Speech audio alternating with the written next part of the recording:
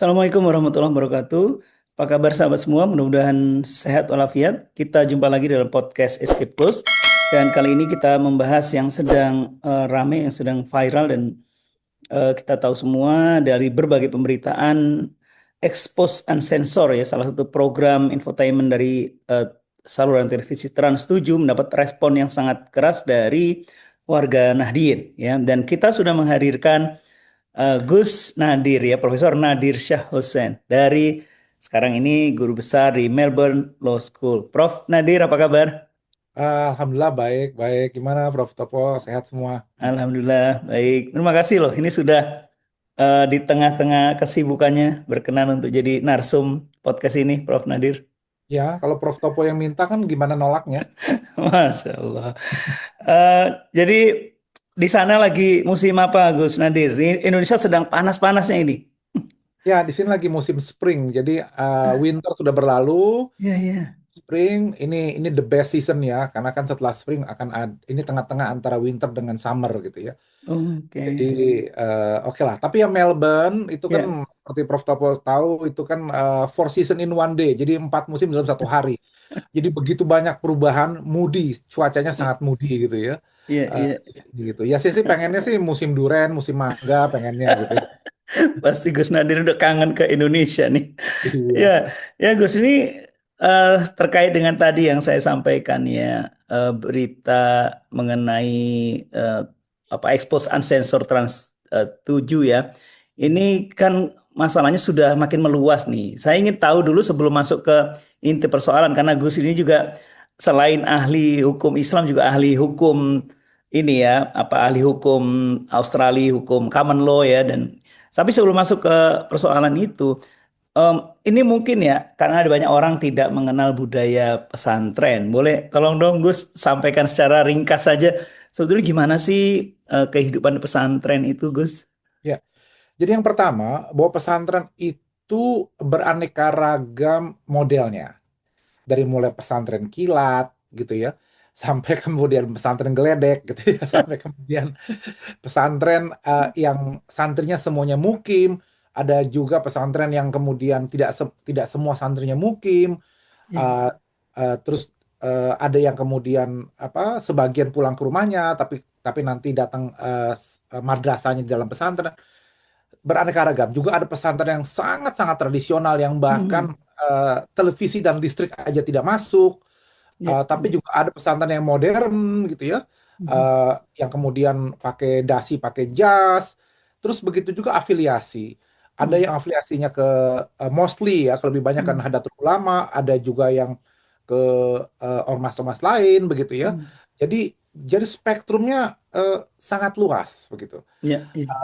Eh, Ketika kita bicara pesantren. Nah, eh, kalau kita bicara pesantren di kalangan Nahdlatul Ulama, kalangan NU, ini juga memang eh, yang ditekankan selain soal mengaji ilmu ya kitab kuning gitu ya, itu juga ada namanya adab. Nah, Ya, ya. adab ini kalau kita bicara etika, sopan santun, itu juga terikat dengan adat lokal setempat. Sehingga Hmm. kemudian eh, pengejawantahan adab, pengajuan adab di kalangan pesantren itu akan sangat berbeda antara pesantren di Jawa Timur, Madura, dan sekitarnya dengan pesantren di Jawa Barat atau pesantren di Sumatera misalnya. Sama-sama menjunjung tinggi adab, tapi karena adat lokal setempatnya berbeda, itu akan mempengaruhi cara para kiai dan para santri mempersepsikan atau menginterpretasikan adab itu seperti apa gitu. Nah, karena itu mostly karena mayoritas pesantren Nahdlatul Ulama itu di Jawa Timur gitu ya. Sehingga seakan-akan representasinya ya di sana gitu. Dan pesantren Lirboyo yang kemarin disoroti itu adalah pesantren terbesar. Ya, jadi ada Ter- pesantren yang misalnya Terbesar terbesar di se-Indonesia ya? Indonesia. Ya. Dari jumlah santrinya, saya tidak hafal angkanya, tapi itu dari data itu pesantren terbesar, paling banyak santrinya se-Indonesia, dan eh, dan punya sejarah panjang dan melahirkan sejumlah alumni yang juga luar biasa, termasuk Profesor Dr. K. Haji Said Agil Siroj itu alumni dari Lirboyo misalnya, dan alumninya sudah kemana-mana. Eh, yang terkenal itu ya Tebu Ireng misalnya. Itu kan di Jombang karena Gus Dur di situ dulu, Hadratus Syekh Hasyim Asy'ari di sana gitu ya. Iya, iya. Tapi Lirboyo ini di Kediri tepatnya. Hmm. Dan eh, apa ya, ini menjadi legendaris. Kenapa? Karena pengasuhnya yang sekarang memegang dari turun temurun itu sekarang adalah Kiai Haji Anwar Mansur. Itu orang yang sangat sepuh, sudah sekitar Hmm. 90 tahun usianya. Dan juga Rois Suriah PWNU, PWNU. Pengarut Wilayah Nahdlatul Ulama Jawa Timur, Iya. sangat dihormati karena kesederhanaannya, kesepuhannya. Jadi Hmm. bayangkan itu Prof. Topo, Iya, beliau itu iya, dengan iya. usia seperti itu masih kuat ngaji, memberikan pengajian 3 jam 4 jam Hmm. sampai zuhur dengan mata yang tidak bisa Hmm. lagi memandang, sehingga pakai kaca pembesar. Jadi membaca Iya, kitab kuning iya, itu di kaca pembesar. iya, Dan iya, baru iya, ketika azan zuhur. iya, Jadi iya. jadi santri yang Setiap dengerin hari itu tuh, Gus. Setiap hari. tidak setiap hari, ada waktu-waktu Ada. Hmm. tertentu gitu ya. Tapi Hmm. kalau bulan Ramadan itu setiap hari, Iya, bulan iya, Ramadan itu. Jadi bayangkan kesederhanaan beliau dan pengabdian komitmen beliau gitu ya, iya. dengan memakai kaca pembesar, usia sudah sangat sepuh 90 tahun, Hmm. bertahun-tahun mengaji kitab itu Iya, berjam-jam, dan para santrinya malah malah tepar gitu ya, iya, tapi iya, sangat semangat iya, untuk iya. itu gitu. Nah, itu gambarannya gitu ya. Hmm. Sehingga kemudian ini akan bisa menjelaskan beberapa kontroversi yang terjadi di Iya. tayangan itu. Baik, baik. Makasih, Gus. Kalau Gus Nadir dulu di Buntut, Cirebon ya? Ya, di Buntet ya. Kalau kalau gambaran di yang pesantrennya Gus Nadir dulu gimana? Nah, itu Ah, Jawa Barat. Nah, ya, itu Jawa Barat. Itu beda saya lagi ya. katakan tadi beda, berbeda. Hmm. Tetap tetap penghormatan, menghormati, tetapi ya tidak seperti di Jawa Timur. Jawa Timur. Hmm. Kenapa? Karena kan itu tadi saya bilang ada adat Jawa, adat Keraton Matraman gitu ya, Hmm. Hmm. yang kemudian mempengaruhi tata krama, tingkah laku, relasi Ya, dengan yang tua, dengan yang dihormati, dimuliakan seperti guru. Itu ya, akan sangat mempengaruhi persepsi kita gitu. ya. Sehingga ketika kita yang kemudian tidak berasal dari budaya itu, ya, itu akan teraneh-aneh melihatnya. Melihat, ya, Ya. ya. Baik, baik Gus. Saya itu ingat ada buku buku atau jurnal. Saya ingat sih buku dari Gus Nadir itu. Sangat menarik. Judulnya aja menarik. Yaitu Saring Sebelum Sharing gitu ya. Betul ya judulnya itu ya Gus ya. Iya, betul. Saya kira itu sangat nyambung dengan tema diskusi kita. Jadi sekarang ini kan katakanlah tayangan itu saya sudah melihat tayangan itu bagaimana mungkin ada cuplikan-cuplikan dari beberapa gambaran di eh, apa pesantren gitu ya. Tapi kemudian tidak dikatakanlah ada wawancara langsung ke sana, tapi kemudian diberi narasi gitu ya.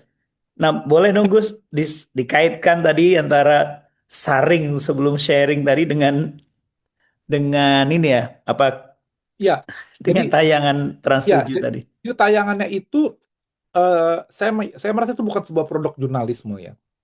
Itu itu kenapa? Karena tidak sama sekali memenuhi kode etik jurnalisme di mana harus both side. Ya, itu tayangan itu bermasalah karena hanya memotret dari luar tanpa mencoba memahami apa yang terjadi dari dalam, perspektif dalam. Ditambah lagi pembaca narasi, ya, suara perempuan itu membawakannya dengan gaya yang melecehkan. Mungkin gayanya bermasuk kekinian gitu ya. Tapi lagi-lagi dengan gaya yang menghakimi dan nyinyir seperti itu gitu ya. Dan salah sasaran gitu. Kenapa? Karena yang menjadikan target adalah pesantren terbesar tadi Lirboyo, dengan kiai sepuh yang sangat dihormati, disegani, dan komitmennya, pengabdiannya sangat diakui dan sangat sederhana. Tapi narasi yang dipakai dan juga kemudian framingnya gitu ya, itu yang jahat sekali gitu, Prof. Topo gitu ya. Itu yang kemudian memicu reaksi gitu ya. Jadi Prof. Topo di kalangan, jadi sehingga tidak masuk saring sebelum sharing tadi itu.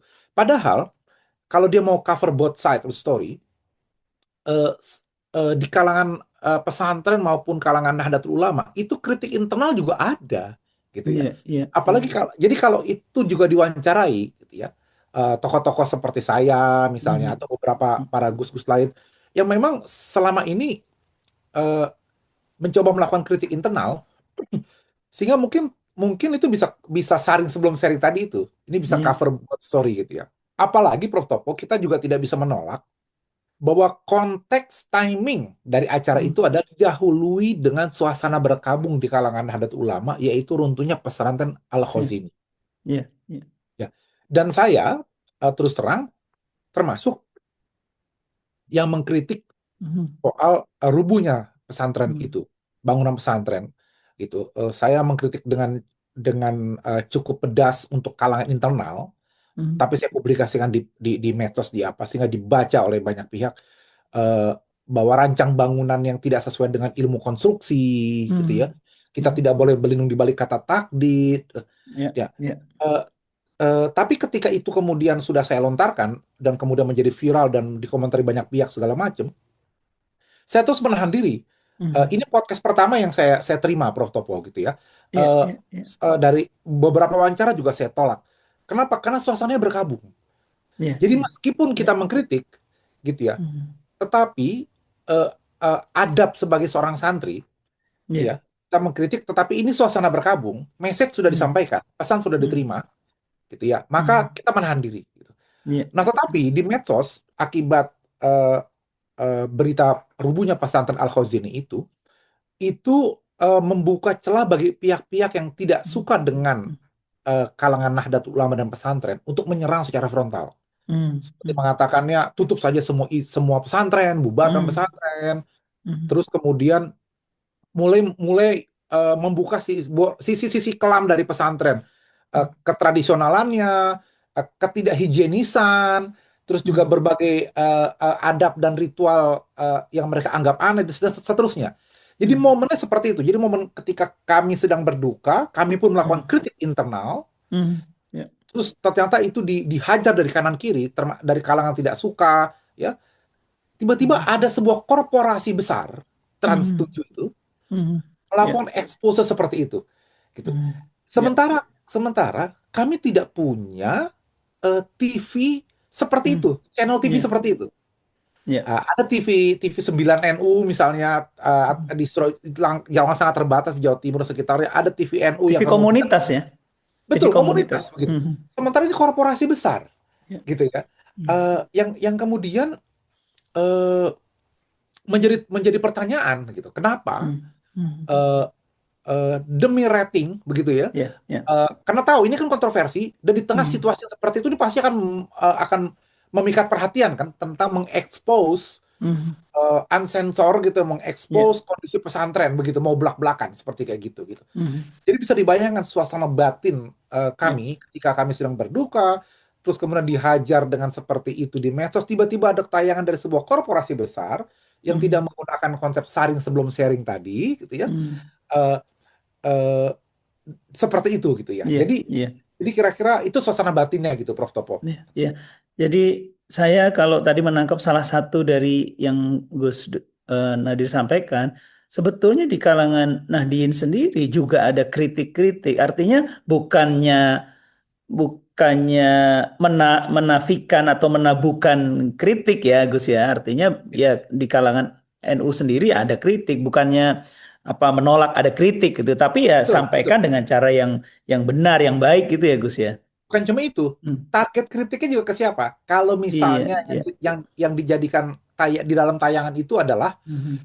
gus-gus nyentrik, yang Mhm. bergaya borjuis gitu, yang kita tidak perlu saya sebut namanya, kita sudah Mhm. tahu dan Mhm. berulang kali bikin masalah apa semua Mhm. di kalangan internal pun dikritik. Kalau itu ditampilkan Mhm. gitu ya, kami pun mungkin akan ikut mengkritik kan begitu Iya, kan. iya, Tapi betul. begitu yang ditampilkan dan di framing itulah kiai sepuh yang sangat dihormati, Karismatis ya. karismatis, Mhm. dan pengabdiannya luar biasa, dan usia Mhm. 90 tahun gitu, dan Mhm. nggak pernah ngomongin orang lain jelek, nggak pernah punya masalah dengan Pak Hairul Tanjung yang Iya. yang punya korporasi itu, meskipun Mhm. dengan tayangan TV nggak pernah ngomongin pihak lain Iya. begitu ya. Mhm. Dan terakhir saya ketemu dengan beliau itu sekitar 2024 sebelum Pilpres, saya sempat Mhm. ketemu sowan. Beliau itu eh, eh, sudah lupa-lupa. Mhm. Misalnya ketika tiba-tiba ingat dengan saya, terus saya datang, saya dipeluk, saya apa gitu, terus Mhm. kita ngobrol, terus lupa lagi. Tadi dari Mhm. mana ya? Gitu. Dia lagi gitu. Jadi Iya. jadi jadi karena kondisi beliau sudah sepuh gitu ya. Iya, iya, betul. Nah, Hmm, eh, kok tega iya, sosok yang iya. seperti ini gitu ya Menjadi sasaran menjadi gitu ya. sasaran gitu. Itu tadi saya Dan bilang kalau yang disasar adalah Gus-Gus yang penuh kontroversi, yang di kalangan internal pun mendapat kritikan tajam dari kami gitu ya. hmm, Paling tidak kami sadar bahwa yang disasar itu ya memang hmm, orang yang bermasalah iya, gitu. iya.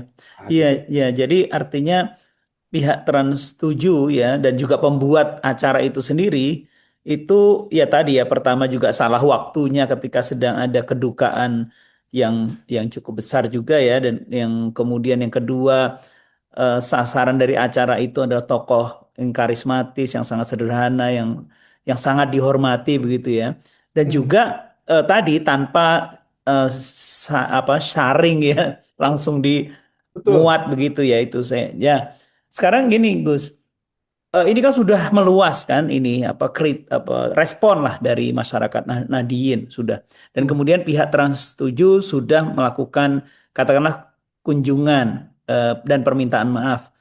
Ini menurut Gus Nadir apakah belum cukup atau Tidak gimana? cukup, Iya. tidak cukup, Nah, tidak cukup, gimana ke tidak depannya cukup, itu seperti apa, Gus? ya, tidak cukup. Pertama, track record dari tayang-tayangan Trans 7 selama ini memang selalu menyenggol, menyasar ritual teman-teman NU, gitu ya. Jadi ini bukan pertama kali, Iya, gitu. iya, iya. Ya, jadi misalnya dulu ada tayangan yang mempersoalkan kiriman Fatihah, gitu ya, Hmm, dari satu artis dari apa yang ditayangkan di program ini dan berbagai hal-hal lain yang kemudian dari dulu sudah menyulut kontroversi.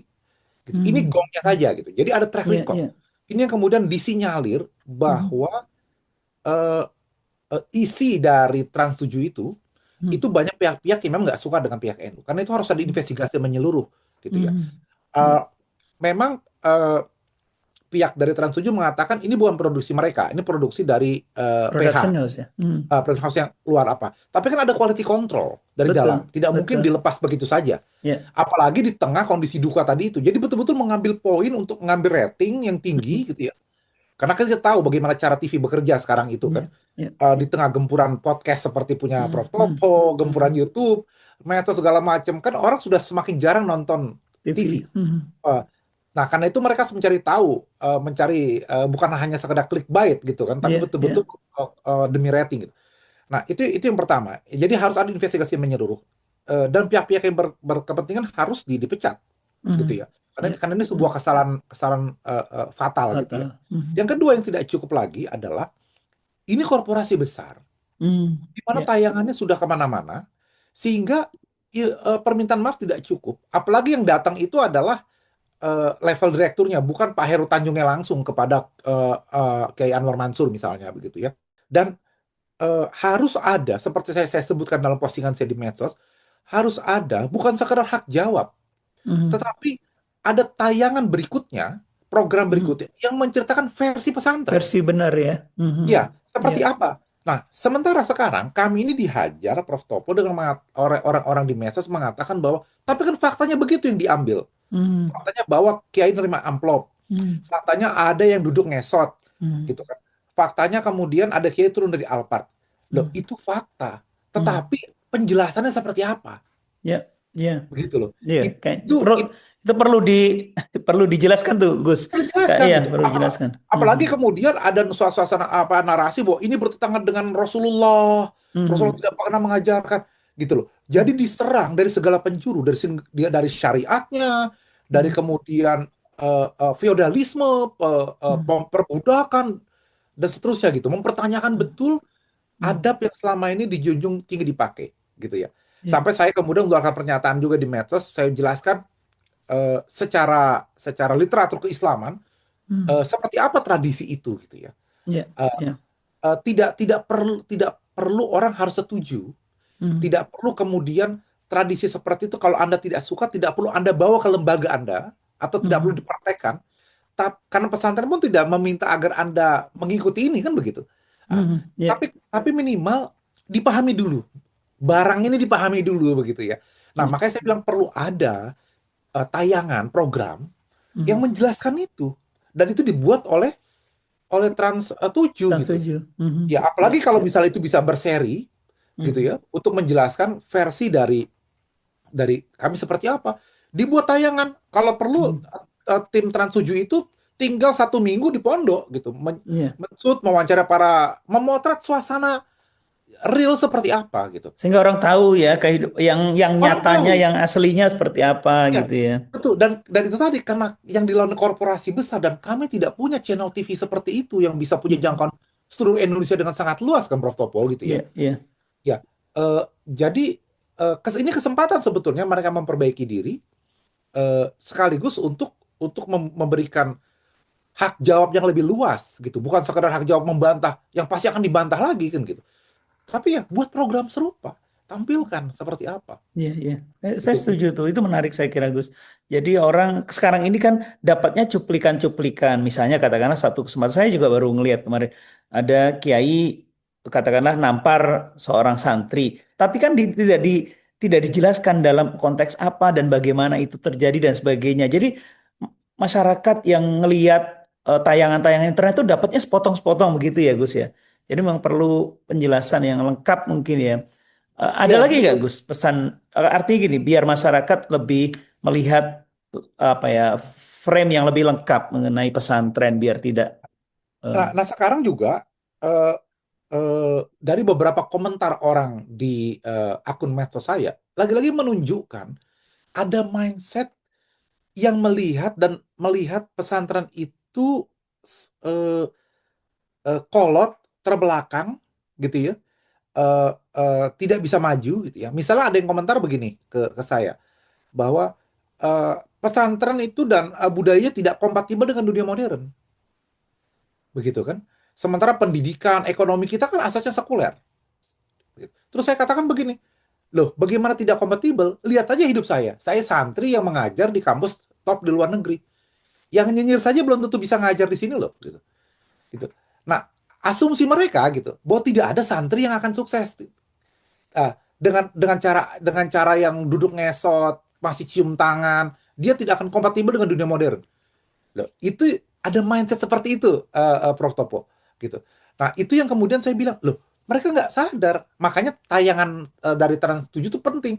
Mengatakan, loh, santri itu sekarang udah jadi apa saja. Kita pernah punya presiden yang santri, kita punya wapres yang santri. Masih bicara kompatibel apa? Sekarang banyak kawan-kawan saya santri itu yang ngajar di Jerman, di Belgia, di Jepang, di Australia tempat saya juga ada beberapa. Nah, di Amerika, di Kanada. Loh, mereka ngajar dalam berbagai bidang loh. Mereka santri yang kemudian mendapat beasiswa dengan susah payah, sekolah dapat doktor, kemudian bisa mengajar di luar. Terus masih orang bertanya, santri tidak kompatibel dengan dunia modern gitu loh. Asal saya gitu. Nah, ini kan menunjukkan tahun 2025 saja mindset mereka. Pesantren seolah-olah masih terbelakang siapa gitu. Loh, mereka kemana hmm, aja gitu. ya, Gitu. Jadi kalau dulu waktu hmm, angkatan kita, Prof. Topo, ya, itu kalau kemudian mau belajar di pesantren, ya itu kan dicibirnya kan seperti itu, bakal hmm, kudisan, bakal apa segala hmm, hmm, macam gitu ya. ya, Nah, nah sekarang sudah hmm, bergeser itu, sudah banyak pesantren yang juga memperhatikan soal itu, ya. gitu kan. Nah, Sudah banyak perkembangan ya Gus itu ya. banyak Hmm, perkembangan gitu, hmm, dan sudah banyak alumni pesantren tuh yang kemana-mana gitu. betul. Di militer ada, di Polri ada, di pemerintahan ada, Hmm, apalagi kemudian di partai politik, Caimin jadi Menko misalnya gitu kan, hmm, Mensos Gus ya, Ipul, jadi yang jadi menteri, presiden, wapres pernah ya. gitu, yang Kok kemudian jadi direktur, jadi segala macam, kepala daerah udah nggak kehitung ya Gus ya. udah banyak itu. Ya, Nah, sementara orang-orang itu masih menganggap gitu ya, seolah-olah pesantren itu ya, tidak akan kompatibel dengan dunia modern gitu. ya. Ditambah dengan tayangan tadi itu gitu kan, Hmm, yang makanya mereka bilang ini fakta gitu. iya, Itu iya. kan apalagi kita ini kan budaya screenshot sekarang, Prof. Iya, Topo. betul. Budaya screenshot. Apa yang muncul tanpa mengetahui di balik itu. Lah Iya, saya suka bilang dalam pengajian saya bilang iya, Wailul musholin itu alladzina man sholatim sahur itu nggak lagi diterusin ayatnya gitu kan. iya, Sampai iya. berhenti di celakalah buat orang sholat. Orang Wailul sholat. musholin. Nah, ini model-model seperti Hmm, itu dan itu kemudian bilang hmm. loh fakta ayatnya ngomong Fakta, iya, gitu kan. Nah, iya, gimana nih kita menunjukkan ayat wailul lil musholin itu akhirnya gitu kan. Nah, iya. terus begitu kemudian kita jelaskan, dibilang ngeles Hmm, gitu hmm. kan. Iya, Maka terjadi bantah membantah di sosmed segala macam. Nah, kan itu Trans 7 harus tanggung jawab gitu. iya, Trans 7 iya. kemudian tidak bisa hanya minta maaf dan cukup. Itu sebabnya juga saya dengar PBNU juga akan melakukan upaya hukum, begitu ya. Ya, Nah, saya dari tim tidak hukumnya ya, Gus ya. ya tim hukumnya gitu.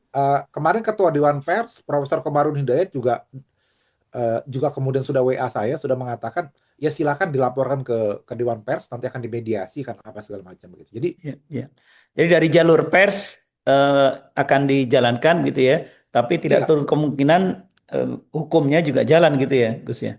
ya begitu. Nah, dan saya tentu saja ya termasuk yang tidak setuju kriminalisasi pers gitu ya. Hmm. Kita mendukung kebebasan pers gitu ya. Ya, Eh, eh, karena itu makanya tidak ada pernyataan saya semarah-marah saya mengatakan bahwa Trans 7 ini harus dicabut izinnya segala macam, tidak sampai sejauh itu.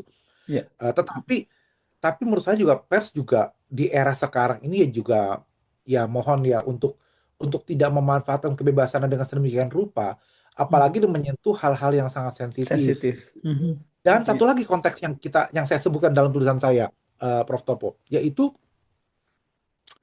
ini menjelang Hari Santri, Ya, gitu, ya, ya. Kapan nih Hari Gus ya? Santri Nasional.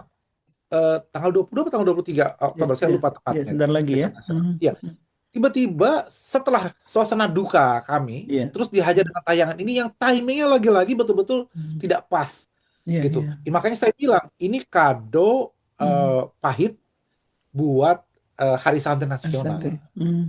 Ya, ya. Eh, tapi ya saya apa tertarik tadi yang Gus sampaikan ya. Jadi seberapapun kita katakanlah ya mungkin kecewa dengan kasus ini, tapi tadi ya Gus Nadir sebagai seorang intelektual dan juga pakar hukum ya tetap ya melihat bahwa ya sebagai suatu produk dari stasiun televisi maka melalui jalur tadi ya pers ya dewan pers dan sebagainya ya artinya kriminalisasi eh, pemberitaan dan sebagainya itu soal belakangan gitu ya Gus ya. Iya, ya, iya, ya. Nah, Saya kira seperti itu ya. iya. Nah, terus kemudian yang terakhir nih Gus. eh, saya juga bacanya dari berbagai ini ya, berbagai pemberitaan. Ini kan katakanlah masyarakat eh, luas ini sudah mungkin agak meluas ya, Gus ya, karena apakah kekecewaan ini akan bisa dihentikan ya, Gus? Katakanlah sampai di mana? Karena saya khawatir karena sekarang bukan hanya Trans 7 tapi juga Transmart sudah kena nih imbasnya misalnya ditutup dan sebagainya. Ya, Ya, ya. sampai gimana ini akan stop dan kemudian akan bisa selesai gitu, Gus.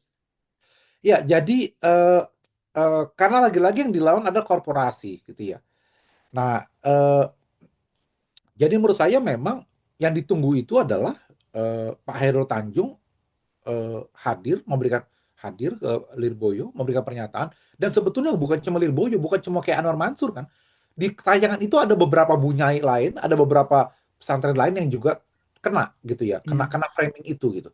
Nah, Hmm. jadi menurut saya memang Pak Hairul Tanjung ya datang ke Lirboyo menjelaskan dan memberikan pernyataan terbuka, juga datang ke PBNU gitu ya, sama-sama memberikan pernyataan terbuka apa. Ya diademkanlah situasi ini gitu. Apalagi kemarin juga satu hal yang juga saya sesali bahwa ada kawan-kawan Banser yang kemudian keterlaluan mengatakan siap menggorok leher apa segala macam begini-gini Iya, iya. yang sempat ramai gitu ya. Sehingga Ketua Umum PBNU pun kemarin juga sudah memberikan pernyataan agar proses-protesnya tetap dilakukan dengan secara eh, beradab dan akhlakul karimah dan di dalam koridor hukum yang ada gitu ya. Iya. Tetapi namanya pihak emosi ya, Hmm, hmm, dan tidak punya saluran melampiaskan. Kenapa? Kan hmm. itu tadi, karena kami yang dilawan adalah korporasi. Iya. Dan ternyata setelah tayangan itu dan setelah kami protes, pihak-pihak yang pembenci semakin menghajar di medsos. Kalau diperhatikan, Prof. Topo, gitu. Nah, bahkan tuduhan dari pihak kami adalah, loh kok Trans 7 menggerakkan buzzer ini, gitu. Oh. Untuk kemudian Hmm, kemudian agar agar suara di medsos menjadi berimbang gitu. Jadi hmm, dari tagar boykot Trans 7 menjadi sekarang hmm. save Trans 7 gitu loh. Ya, ya eh, Nah, mau balik gitu ya. mau balik ya gitu. Ya. Dan ini kemudian dibilang, loh katanya kemarin sudah minta maaf, sudah apa? Hmm, Kalau kalau kalau benar menggerakkan buzzer ya tentu sangat disayangkan. Kalau tidak benar, berarti kan ada pihak yang lain yang memanfaatkan situasi ini gitu ya. Nah, untuk mengganggu harmoni di masyarakat kita gitu.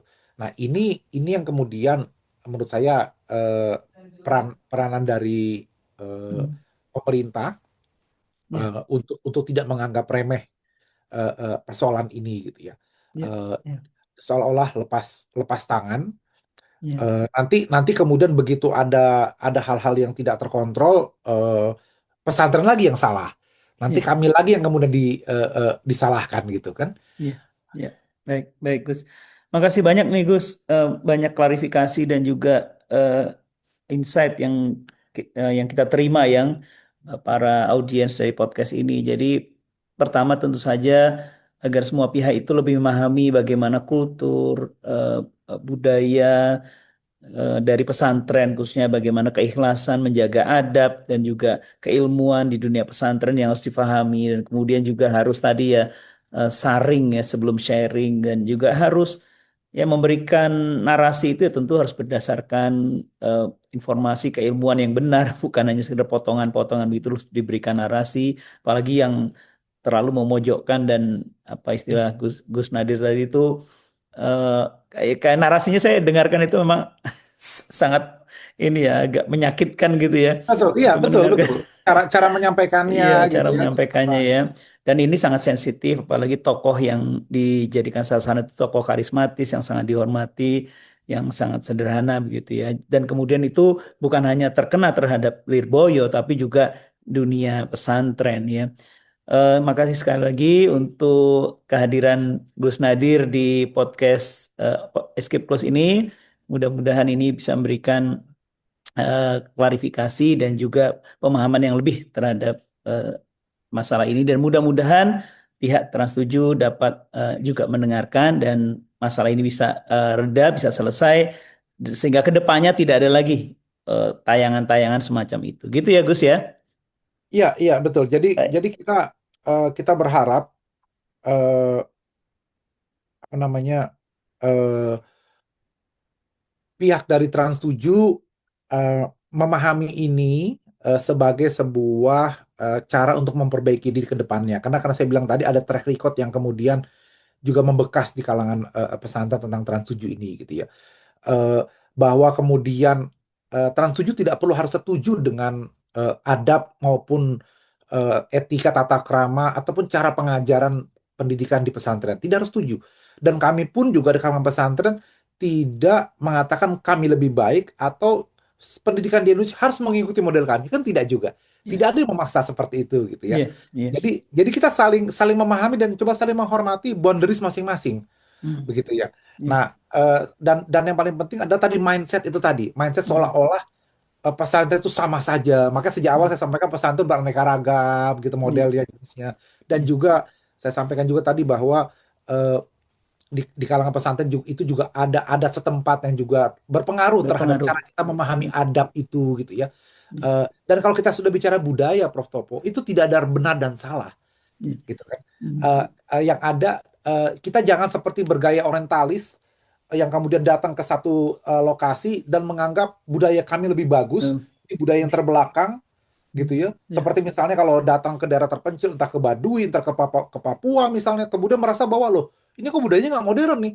Hmm, Terus kemudian kita menghakimi tanpa memahami gitu ya, ya. ya, Nah, saya kira itu juga tidak benar kan. Nah, kita ya. tidak bisa bergaya punya pandangan modern, Hmm, menjudge, menghakimi kalangan pesantren seperti itu.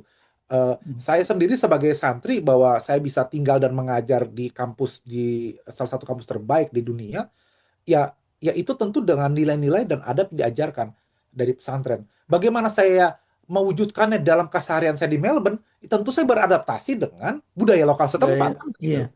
Ya. Dan disitulah yang kemudian menunjukkan kelenturan santri menghadapi berbagai eh, eh, tradisi dan juga kemudian adat setempat begitu kan. Iya. Dan saya tidak merasa kehilangan akar diri saya sebagai santri ketika kemudian saya menempatkan diri mengajar di Melbourne Uni. Melbourne. Eh, Tentu saya tidak akan gila mengatakan bahwa maka mahasiswa-mahasiswa saya para orang-orang bule itu harus duduk ngesot depan saya. Misalnya begitu kan. Iya, iya, iya. Karena merasakan loh, saya kan dari santri, Duh, saya bisa begini itu karena belajar pesantren. Maka kalian harus seperti itu. Nggak bisa dong. iya. Begitu. Sebagaimana misalnya orang-orang yang merasa modern tadi berharap kemudian pesantren langsung berubah Berubah. seperti itu semuanya mereka. Nggak bisa. Kita hormati boundaries masing-masing, Ya, gitu.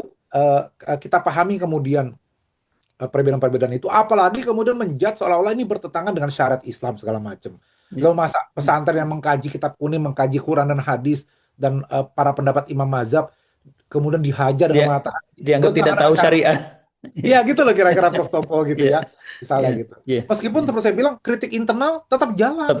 Ya, tetap jalan ya, dengan cara-cara yang beradab gitu ya. Makanya kalau kami selalu ngomongnya begini, kalau Anda mau bertanya ya, tanyalah dengan ilmu. Kalau Anda mau membantah, bantahlah dengan adab, gitu ya. Nah, ini enggak, sudah tidak punya ilmu, tidak punya adab pula. Nah, kan repot kita. ya, ya. Baik, baik. Ya, ya, matur nuwun. Terima kasih banyak Gus Nadir untuk penjelasannya. Mudah-mudahan kita mendapat informasi yang jelas dan lugas dari diskusi dan obrolan ini. Sekali lagi, makasih Gus Nadir, sehat semua sekeluarga di Melbourne. Ya, ya sahabat semua, itulah obrolan saya dengan Profesor Nadir Shah Hussein, seorang tokoh intelektual Nahdlatul Ulama sekaligus profesor di Melbourne Law School di Australia. Mudah-mudahan kita mendapat manfaat dari obrolan ini. Sampai jumpa pada podcast yang akan datang. Assalamualaikum warahmatullahi wabarakatuh.